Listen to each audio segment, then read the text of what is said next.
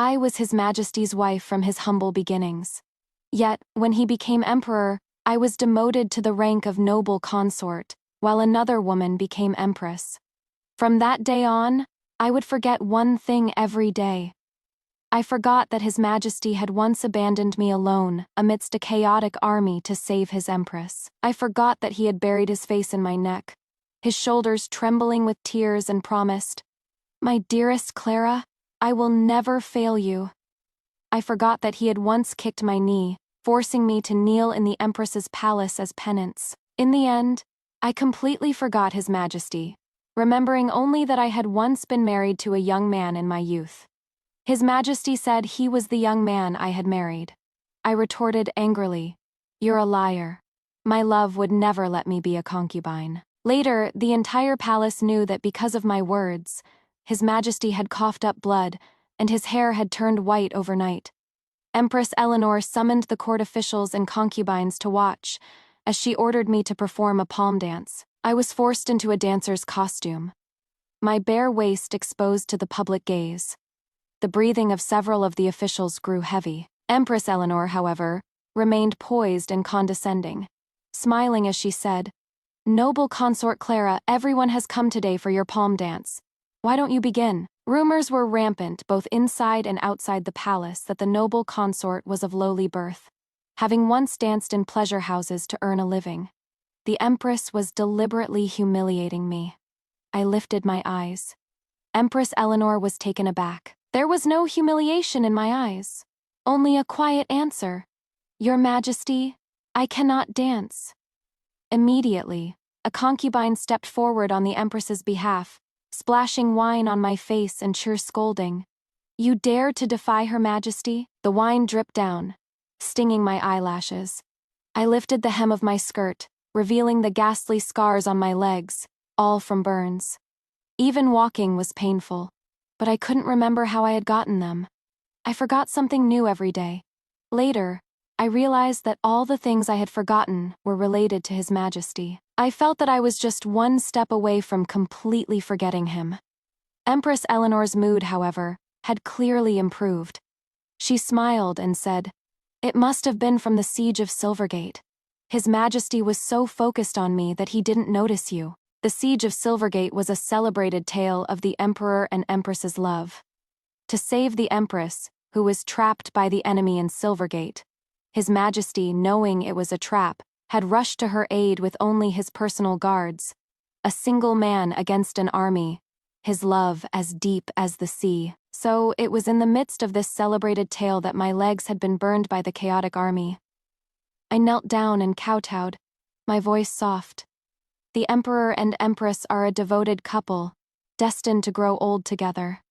This servant has no complaints. My words delighted Empress Eleanor. Empress Eleanor was from the great noble house of Thorn. She was known for her generosity, yet she repeatedly made things difficult for me, because His Majesty and I were the true young couple. Even without a formal betrothal, we had been together. Later, our union was considered illicit, and His Majesty did not acknowledge it. In the final years of the previous dynasty, the noble families were in chaos, and the people suffered. I barely survived on the small plot of land left by my father. I saved a dying young man who told me his name was Liam. He became my husband. He had a pair of indifferent phoenix eyes, but they were gentle when he looked at me. He taught me to right and punished the wicked servants. He could do anything, and the neighbors all envied me for marrying such a good man. Later, I learned that his name was not Liam. He was the last emperor's grandson. Julian, a true royal, countless noble ladies in the capital admired him. Even though rumors said he had been dead for years, the eldest daughter of the Thorn family, Eleanor, refused to marry. Later, Julian gathered troops and raised a rebellion. He told me to wait for him in our small town. I waited for him to become emperor, but there was no word. I was an orphan girl with only a few old servants. I traveled 1,000 miles to the capital, nearly dying on the way, only to witness him making Eleanor of the Thorn family his empress, the streets filled with celebrating crowds. What did I think then? I wonder. I had lost my love. If he had told me back then that he already had a childhood sweetheart, someone he intended to marry, I would not have married him. I would still have saved him. But he didn't. He failed me. The spring rain pattered down. Before bed, my maid applied medicine to my wounds. When Julian first started his rebellion, I had endured many hardships with him, and was left with many chronic ailments. I had eaten a little too much that evening and was drowsy. The maid lowered the bed curtains and said softly, "My lady, it is better that you forget." I only had one maid, named Alice. She knew about the things I was forgetting every day. I no longer hated Julian. I no longer wept. I did not know the suffering and humiliation I had endured, being forced to kneel, being abandoned, being promised things. I only remembered Liam. I fell into a peaceful sleep. In my dream, I was back in the small courtyard of our town, the trees rustling. I pushed open the door in a huff. The young man in white, reading at the stone table, raised his phoenix eyes and turned his head. I had intended to be playful, but I burst into tears instead. "My love, I've been so wronged." He pulled me into his arms, patiently comforting the little lady, stroking my back. "My dearest Clara, who bullied you? I'll go and kill them." His tone was gentle, but there was a coldness to it that was not feigned. I was easily appeased and soon stopped crying.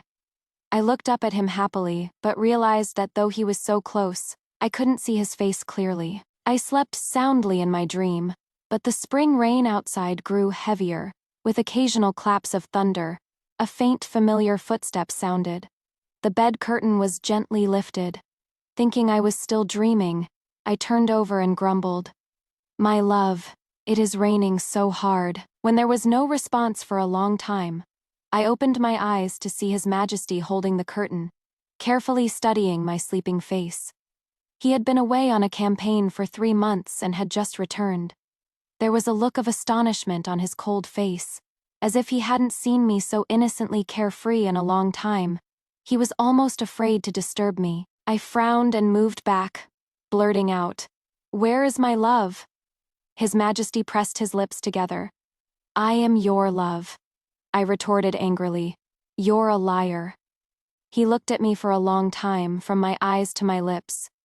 The hand holding the curtain trembled slightly. After a long time, he finally asked, "How am I a liar?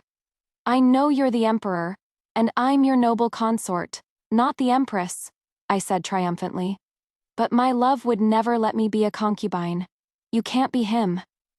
My love had said that if he could ever return to his homeland, he would come for me with a grand procession. A flash of lightning in the spring night illuminated the young emperor's face. It was as pale as funeral money. He looked at me, speechless. I did not hate him, did not resent him. I only remembered his best self, but I had forgotten that Julian was Liam. I had completely forgotten His Majesty. I looked at him quietly and asked, "Do you still say you are my love?" A dark liquid slowly trickled from the corner of his lips. After a long time, he whispered a denial. "I am not your love. He was not worthy." The spring rain outside was heavy, but not a drop fell inside. Yet His Majesty looked as if he had just been pulled from the rain, trembling and wretched. He lowered the curtain and turned to leave, but there was a loud thud. I quickly peeked out to see him collapsed on the floor, unable to even stand. He was coughing up blood, yet he was calling out something. His voice was low and hoarse, but I heard it. He was crying. He was calling, "My dearest Clara, don't forget me." After His Majesty was carried away by the eunuchs and physicians, the sound of the rain kept me awake. Just as dawn was breaking, a palace servant burst into my chambers and kowtowed on the cold tiles, her forehead bleeding, startling me. It was the Empress's lady Zan waiting. I had seen her just yesterday. She had asked me what color dance costume I liked, and had forced the course maids to change me into it. But now she was begging me, her voice hoarse. "Noble consort, please save the Empress." I was confused, thinking it was another of the Empress's tricks to torment me. I pressed my lips together, but I still obediently put on my socks and shoes. The lady Zan waiting was in a hurry. She pulled me and ran towards the Empress's western palace. The spring rain beat down on my umbrella. I could hardly keep up. My foot twisted, and I fell to the ground, covered in mud. The lady Zan in Zan waiting was angry. The Empress is in mortal danger. Are you deliberately trying to delay things? If anything happens to the Empress, the Thorn family will have you torn apart by chariots in the public square. I had seen that punishment before and shuddered. She pulled me up again and continued running towards the Western Palace. The umbrella was left where I had fallen. For the first time, I felt how cold the spring rain could be. The Western Palace was where the Empress lived. Every part of it was exquisite. Outside, there were white jade steps leading up to a platform for banquets. Yesterday, the Empress had held a banquet here and ordered me to perform a palm dance for her. But now, many people were lying on this white jade platform. Dark blood seeping from under them, washed away by the spring rain. I recognized a few of the faces turned upwards. They were the concubines and officials who had wanted to see me dance yesterday. Before they died, a sword had been drawn across their eyes. Without exception, those who had not tried to stop the Empress, those whose eyes had lingered on my waist, those who had mocked my lowly status, had all died in this spring rain. I looked up. The young emperor stood with his back to me, the long sword in his hand gleaming with a cold light, blood dripping from it. His long hair was loose, but every strand was white. In a flash of lightning, his form was almost demonic. The usually graceful Empress Eleanor was paralyzed with fear, unable to move. He walked towards her, step by step, and asked, "In the 3 months I was gone, what did you do to Clara?" Empress Eleanor shook her head, crying, speechless. He threw his sword to the ground and grabbed her by the neck, his voice sharp. "I asked you, what did you all do to her? The Thorn family wanted an empress, titles, and a good name. I gave them to you. Why did you touch my Clara?" Though he was choking her, it was his own neck that was corded with veins, his eyes as black as ink. The lady Zan waiting behind me cried out and ran forward. "Your Majesty, the noble consort is here." He instantly released his grip. The Empress fell back into the rain, gasping for breath in terror. He hid his blood-stained hands in his sleeves, tilted his head back, and let the rain wash the blood from his face before he turned around. His white hair was disheveled, his face pale. He stood in the rain and looked at me for a long time before he spoke, but not to me. His voice held no discernible emotion. "Who let her out to find the noble consort?" The area around the white jade platform was surrounded by the Imperial Guard. I had seen them when I came. The palace was under heavy guard tonight, yet no one had stopped me. The young, slender Prime Minister stepped forward and knelt at his feet, his demeanor neither humble nor arrogant. It was I. The Prime Minister was of humble birth but was brilliant in strategy, and had fought alongside him to conquer the world. The next second, he was kicked in the chest by the Emperor. He coughed up a mouthful of blood, but his expression did not change. He crawled back up and knelt at his feet again, shuffling forward on his knees. The Prime Minister said, "Your Majesty has been planning this for so long. You cannot let a moment of impulse ruin everything. Empress Eleanor is the eldest daughter of the Thorn family. The others can die, but she cannot." The rain trickled down his nose. I don't know if he heard. He started to walk towards me. The moment he moved, I instinctively stepped back. Countless bodies lay between us. I had seen my love kill before, but I had never been afraid, because I knew he would never hurt me. But His Majesty was another story. Today, he had gone mad for some reason, even wanting to kill his beloved Empress. He might just kill me on a whim. Fear crept onto my face. His steps faltered. He did not move closer. His white hair, Clara. The court was abuzz with rumors that the families had become too arrogant, and that was why the Emperor was displeased. The Prime Minister followed up with a series of harsh and gentle measures, using this opportunity to curb the power of the great families. I don't know who started the rumor, but the entire palace knew that it was because of a single word from me that His Majesty's hair had turned white overnight, that he had coughed up blood and gone nearly mad. Even Empress Eleanor claimed to be ill and stayed out of sight. avoiding the brunt of it. Everyone was guessing what imperial secret I had revealed to have caused him such grief. Actually, all I had done was look up at him on a spring night and ask, "Are you my love?" After being caught in the rain, I fell ill. My body used to be stronger. When the old servants couldn't tend to the small plot of land, I had to do it myself. For that reason, I often felt inferior in front of my love. In a time of turmoil, many nobles had fallen into poverty, but the elegance in their bones was still visible. He was that kind of person. I would often subconsciously hide my hands in front of him, so he wouldn't see the calluses on my palms. He would then smile, take my hand, and gently press his face against it, sighing, "Oh, you." The next day, he had traded the priceless pendant around his neck for a secret recipe for a skins and softening cream. I often suspected that he had protected me too well, and so I couldn't withstand even a small storm. I opened my eyes from a dream. The golden beast in the hall was exhaling fragrant smoke.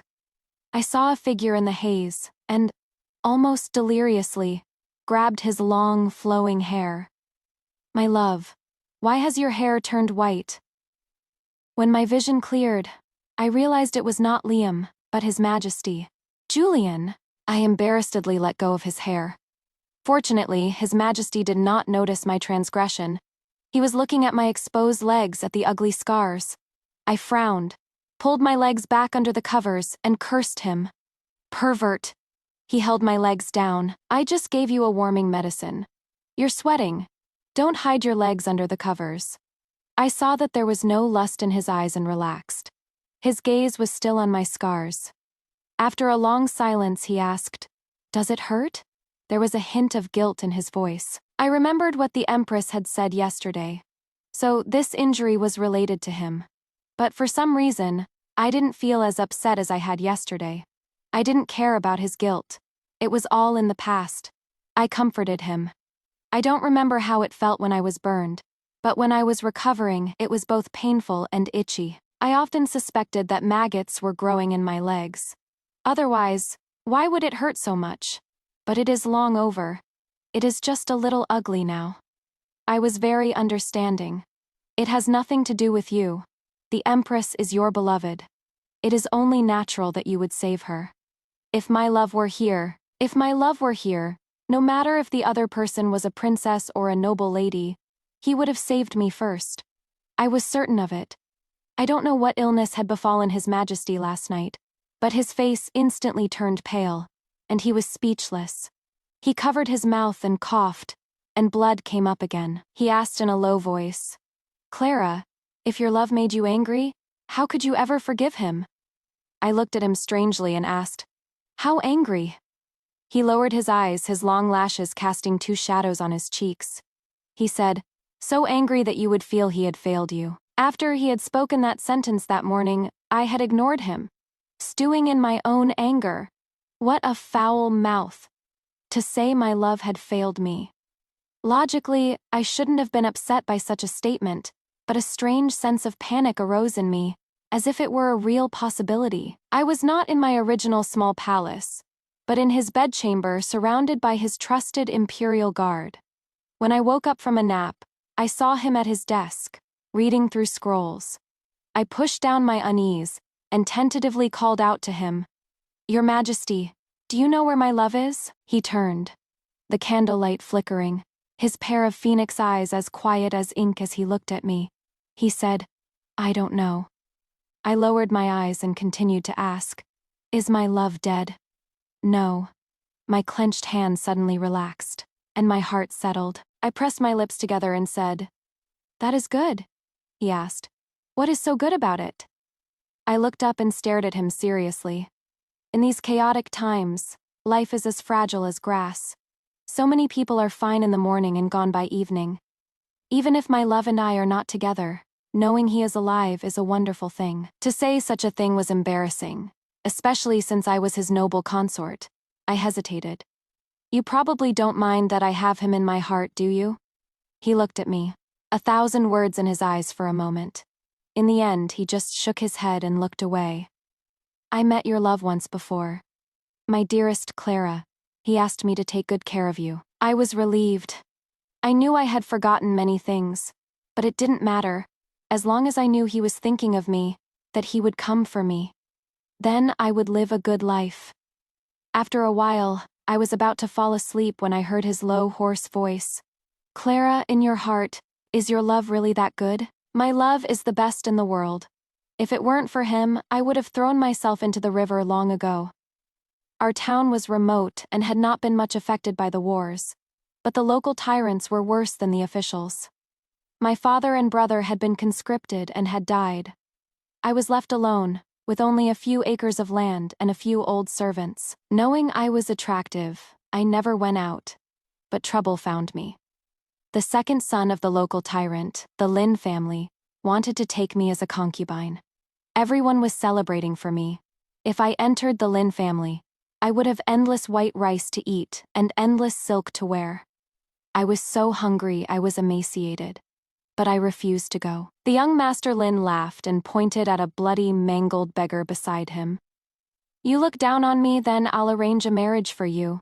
Me or him, Clara, you choose. I chose the beggar. The young Master Lin nearly fainted from anger. I gritted my teeth and carried him home. We were married without a matchmaker or a betrothal, and I didn't even know his name. Only after I had washed his face did I realize that the beggar was handsome. Unfortunately, his arms and legs had been broken, even his spine. He closed his eyes, a look of utter defeat on his face. I could only imagine how pampered he must have been before, and what had brought him to this. I asked him, "Do you want to live?" I waited so long I was about to fall asleep before I heard a horse. Yes. In a chaotic world I wanted to live, and Liam wanted to live too. I stayed with him as his bones were reset, helped him to hold a brush and practice his sword again. I bet my own life on him. Later, my love was also very good to me. Very, very good. I was like a floating duckweed finally with a place to rest. One day, he asked me, "My dearest Clara, if one day I have great power, what do you want?" I was stunned for a moment, then said, "Then you must make sure everyone has enough to eat, not just to be alive, but to be well fed and warmly clothed." My love could do more than just love me. I had always known that. After remembering this, I guessed that he must be serving under Julian, working for the people. His work must be dangerous, which was why he had placed me in the palace for safety. He hadn't told me because he was afraid I would worry. Then I must be good, and not cause him any trouble. I must wait quietly for him to come and get me. The court, because of the incident on the White Jade platform, did not dare to criticize the swift and ruthless emperor. Instead, they directed their anger at me. They spread rumors that it was because of me that the emperor had gone mad and killed so many people. Many officials submitted a joint memorial, demanding that I, the demon consort, be executed. What nonsense! I cursed them 800 times in private with my maid, Alice. What did the emperor's madness have to do with me? Only Alice saw my fear and comforted me over and over. "My lady, it will be all right." Sure enough, the emperor did not listen to them. He had some conscience after all and protected me. He even had me eat and live with him, and I was always accompanied by the imperial guard when I went out. It was rumored that the emperor was unfeeling, but that was not the case. The pair of phoenix eyes he was born with were not indifferent when they looked at me. But sometimes, he seemed a little strange. When he was practicing calligraphy, I went over to look and felt a strange sense of familiarity. I looked at his features again. They were the same phoenix eyes. I smiled and said, "Your Majesty, you look a little like my love." An inkstone was knocked over by his sudden movement, and ink stained his imperial robes. He stood there silently, frightened and sad. When Alice was applying medicine to the burn scars on my leg, I thought for a moment and said to her, "His Majesty doesn't seem as bad as they say." All the palace staff had been replaced, except for Alice, who was familiar to me. She said nothing, just looked up at me with very sad eyes. She said, "My lady, please don't remember anymore." A banquet was held in the palace to celebrate His Majesty's 3 month campaign and his success in quelling a rebellion. I was, for a rare occasion, brought along and seated on either side of His Majesty with Empress Eleanor. The banquet was filled with the sons of noble families and high-ranking officials from humble backgrounds, but they were seated in clearly demarcated sections. The Empress's own brother, a general, was performing a sword dance. A son of the Thorn family, a flash of a blade. He won a round of applause. I turned my head and saw that the Empress's magnificent robe was so high it covered her neck. I remembered the terrifying sight of His Majesty choking her in the spring rain. The bruises must not have faded yet. I felt a little sorry for her. If my love had bullied me like that, I would have hated him to death. I had heard that the Empress and His Majesty were childhood sweethearts, and had married after many years. There must have been some misunderstanding between them. I leaned closer to His Majesty and whispered, "Your Majesty, you should apologize to the Empress." I was a little anxious and tugged on his sleeve. "You choked her that day. If you don't hurry and apologize to her now, you'll really lose her." He was unmoved, the wine in his cup not even sloshing. He looked at me and asked steadily, "My dearest Clara, how should I apologize? How should I atone?" Leaning closer to him, I suddenly caught a familiar scent. It was like an old friend had come. Before I could think more, he suddenly pushed me, and I stumbled and fell to the floor. The next second, a flash of a sword cut through his sleeve, with the sound of tearing silk. The general's final move in his sword dance had landed right where we had been connected. If he hadn't pushed me just now, I would have lost a hand. My face was pale. The general was skilled with a sword. He had only cut through his sleeve, not touching his skin. He looked at me with a sneer. "A mere merchant's daughter dares to sit on equal footing with my sister, just for wanting to see her dance. His Majesty killed so many people. If this demon consort is not removed, the state will not be at peace." Immediately, someone came forward and kowtowed in agreement, again proposing that His Majesty have me executed. Empress Eleanor smiled faintly. In the past few decades, dynasties had changed frequently, with 4 in 50 years, but the noble families had always stood firm. The Thorn family's confidence came from this. No one thought His Majesty would protect me again. Not even I. I was a merchant's daughter, not like the Empress. I only had my love. My love, where are you? I'm so scared. I clutched my sleeve, shivering with cold. But a tall figure stood in front of me. In the midst of the standoff, His Majesty suddenly stood up and kicked the general's knee. There was the sound of bone cracking. The general staggered and fell to the ground. The entire hall was in shock. Someone in the banquet was about to move, but then they heard the sound of the Imperial Guard surrounding the hall, their armor like iron. They immediately dared not make a move. His Majesty looked down from above. "Damien Thorn, you have been disrespectful in court and have shown contempt for imperial authority. Your knee is to be broken, and you are to kneel until dawn tomorrow." To break his knee, and then make him kneel for a night, especially for a martial artist, would make it difficult for him to even walk in the future, let alone fight. I stared at him, stunned. In that instant, a memory flashed before my eyes. It was when I had first entered the palace. I had grown up in the countryside and did not know the rules of etiquette, and had made many mistakes. The Empress said I had bowed to her incorrectly, and had her ladies Dan and Zan waiting take me back to the Thorn family, which was known for its strict discipline. For some training, the Thorn family did not like me, and I did not want to go, but His Majesty had just arrived.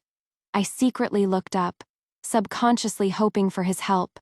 He ignored me, but as he passed by, he kicked my knee. I fell to my knees, unable to speak from the pain. His Majesty said, "This woman's conduct is improper." He made me kneel on a path of pebbles and wait for dawn.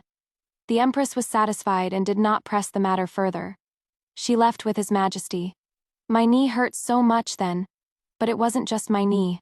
My heart also hurt, as if it had been torn out, so in the past that I had forgotten, he had hurt me more than once. He thought I had been frightened by the general's sword just now. He reached out a hand to comfort me, but I instinctively slapped it away and said sharply, "Don't touch me." It had been several hours since I had embarrassed His Majesty at the banquet. Although we lived together, I always slept in the bed, and he on a couch. I tossed and turned, unable to sleep from fear. I didn't know what my love was thinking, but I clearly couldn't stay in this palace anymore. I could hear his voice and the Prime Minister's outside the curtain. The Prime Minister said, "Your Majesty used Damien Thorn's disrespect as an opportunity to depose him and take back the military command.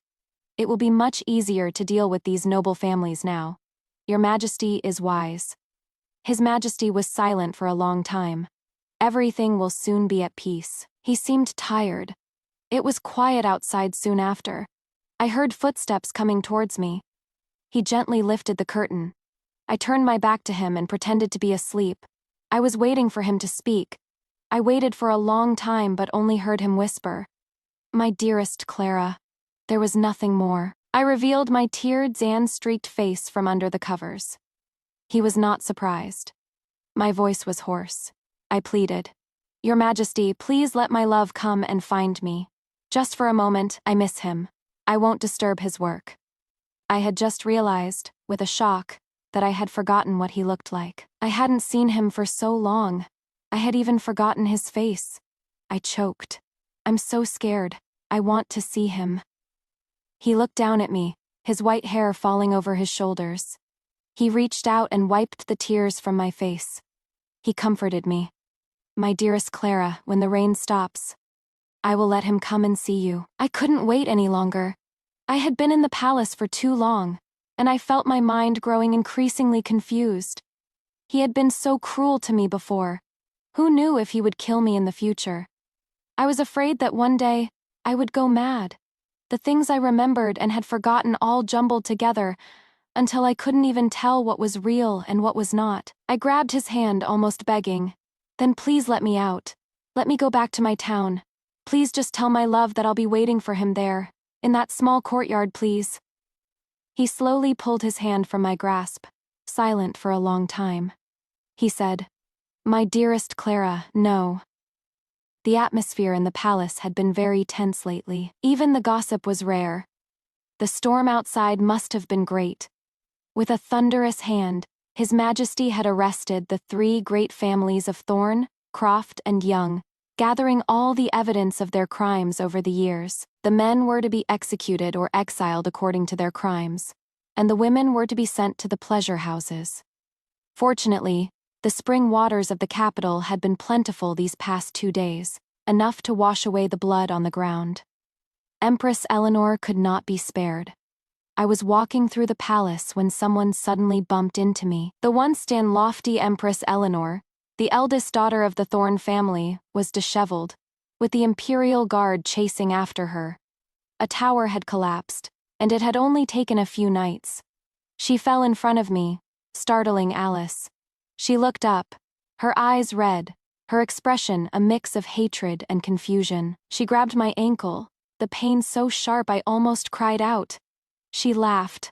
"Clara, thanks to you, His Majesty moved against my Thorn family early. But do you think you can live a life without worries just by forgetting?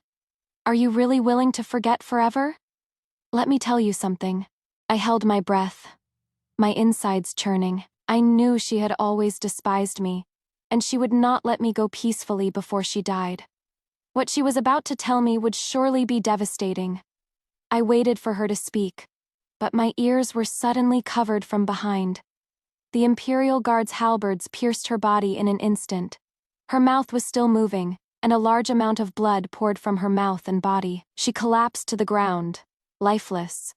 Only then did His Majesty release his hands from my ears and say flatly, "Take her away and bury her."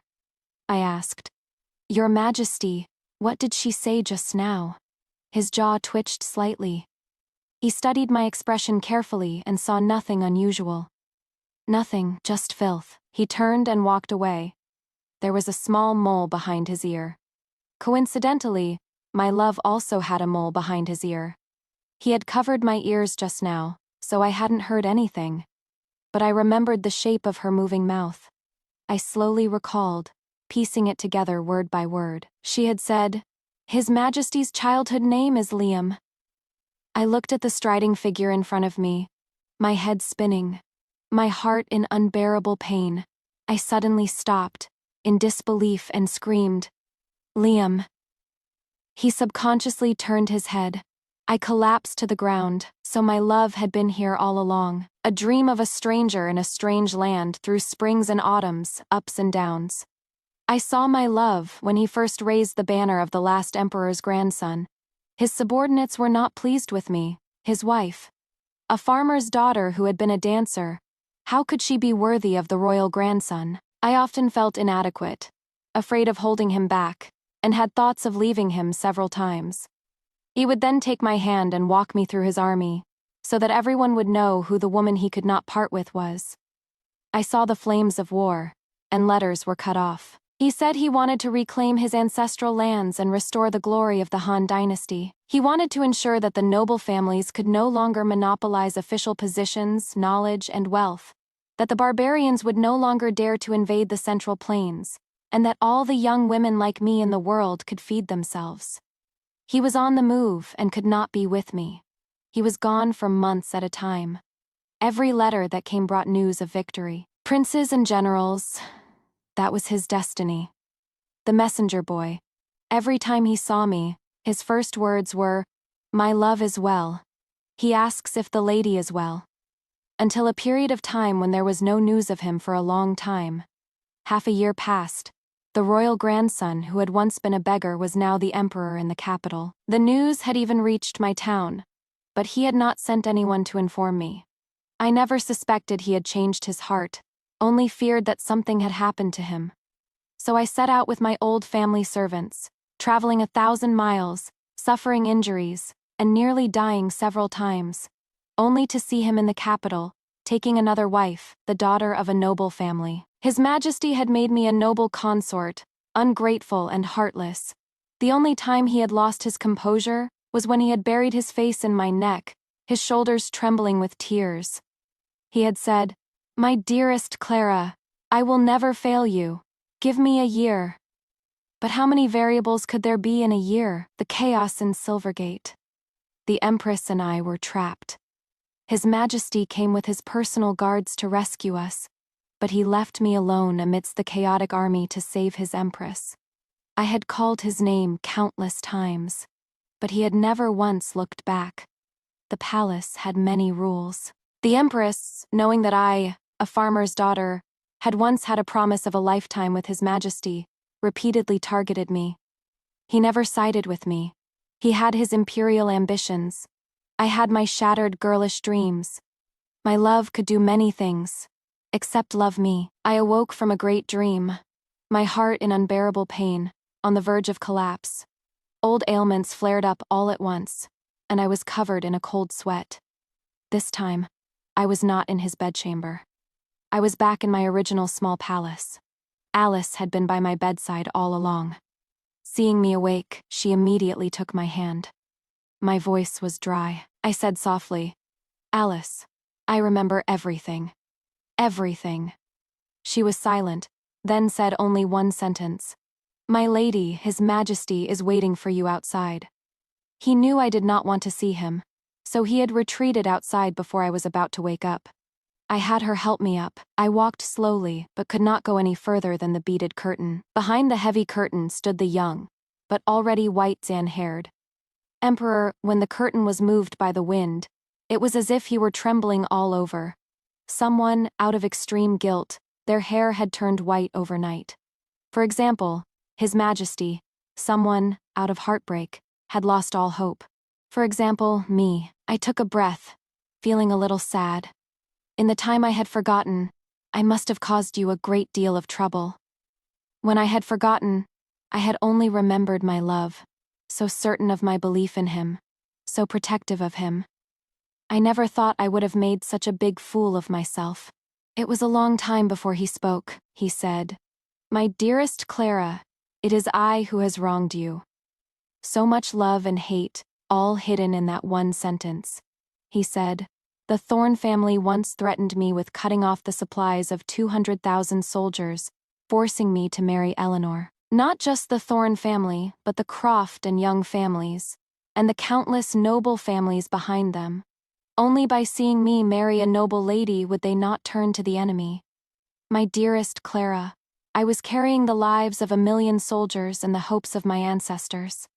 I could not take a single wrong step. I always thought I was invincible, but sometimes I had to grit my teeth and compromise. In a chaotic world with starving people everywhere, I wanted to bring peace more than anyone. The Thorn family spread rumors that Eleanor had been waiting for me for years. I had no choice but to marry her. I sent letters to your town, but one after another they were intercepted. I thought, just give me 2 years, and I can break free from the control of the noble families. Once the situation is stable, I will come to your town to get you. But I miscalculated one thing. Our Clara is a brave little lady. Later, when I traced your route to the capital, I was filled with fear and dread. My grandfather and father both died at the hands of the noble families. I was beaten, and had my spine broken by a noble's son. Since you were in the capital, if I showed my deep love for you, you would have become a thorn in the side of Eleanor and the Thorn family. I did not dare to let them know my feelings for you, so I never responded to your words, my love. When you were surrounded in Silvergate, I rushed to your side, but I only dared to send my personal guards to rescue you. Knowing your legs were burned, I set fire to my own skin that night, thinking of our Clara, of the pain she must have endured. I never thought you would forget me, completely forget me. I almost went mad. You forgot, but who could forgive me for what I had done? What had I done? How had I made such a good, sand-tempered person lose all heart for me? I had never been so jealous of the Liam from our town. The more you defended him, the more disgusted I felt with myself. Behind the beaded curtain, His Majesty was already in tears. Not a single black hair was left among the white. He remembered those 2 years in their town. It was the happiest time of his life. Now things were different, and everything was over. He asked, "My dearest Clara, do we still have a future?" I looked at the spring flowers outside. They were almost all withered. After a long time "You will become a great ruler for all ages and protect all the people of the world." I did not mention myself. Let it be. He still came to see me every day. Knowing I was annoyed, he would sometimes stay behind the beaded curtain, sometimes stand outside the palace. Alice had seen him standing outside my palace until midnight more than once. He would not come in. Just stand there silently, asking her every day how much I had eaten. I would not let the imperial physicians see me. There had been a time before when someone from the Thorn family had ordered a physician to put poison in my ointment, which was why the scars on my knees from kneeling still flared up in damp weather. He, seeing that I was in a good state recently, secretly relaxed. I was as usual. I did not cry. I was not sad. I played shuttlecock with Alice every day. His empire was newly established, and there were still occasional rebellions. If he did not want to be a short-lived dynasty, he had to work constantly. Recently, the situation in the south had become tense, and the Prime Minister had urged him more than once to lead the campaign south. He came to see me before he left. At that time, I was painstakingly practicing calligraphy. He was far away, so he could not see that the characters I wrote on the silk were trembling. He said, "My dearest Clara, I am going south again to suppress a rebellion. Will you say goodbye to me?" This feeling seemed to have returned to the time in our town. Every time he had to leave, he would hug me from behind. Such a tall man, yet he would act like a child. He would say, "My dearest Clara, will you say goodbye to your good love?" But now, the distance between us was so great. I put down my brush and, for a rare occasion, looked back at him and smiled. I said, "My love, you must come back soon." I heard the sound of the beaded curtain being pushed aside. His Majesty's hand lifted the curtain, and his body was about to step in, but he was still timid and guilty. He retreated, but his eyes were very bright. He said, "All right. I will definitely be back soon." The day after His Majesty left for the campaign, I couldn't even get out of bed. These past few days, it had been difficult for me to eat so much without feeling nauseous. I was afraid he would know I was seriously ill and would not let me die in peace. So I laughed and smiled every day to deceive him. I had been injured too many times over the years. Not just physically, but also in my heart. I had been ill for a long time. The things I had forgotten had come back, and I often couldn't distinguish between dreams and reality. I knew then that I was beyond cure. Before I went to sleep, I said happily to Alice, "Alice, I dreamt of my grandfather and brother last night. I haven't dreamt of them in over 10 years. I'm going to see them." Alice held back her tears. I rubbed her hand and said, "Alice, you are so good. Thank you. After I'm gone, you must tell those old servants that under the tree in the courtyard of our town, I buried 40 taels of gold. They should all share it. I have no use for it anymore." Alice, her eyes filled with tears, asked me, "My lady, is there anything you want me to leave for His Majesty?" I thought for a moment and said, "Tell him that the few ugly characters written on the desk are for him." It was the characters I had painstakingly written with a brush when he had said goodbye to me yesterday. It read, "An empire of white bones, no turning back. A young love misplaced, a lifetime of no return. I hope that in this life, the next life, and countless lives to come, I will never see him again." After saying so much, I was really tired, so I closed my eyes. In my dream, I pushed open the door and cried to the young man in white, "My love, I've been so wronged." He sighed, wiped away my tears, and said, "Look at our Clara. Why are you crying? My time with my love, it will always be frozen on this day, never moving forward."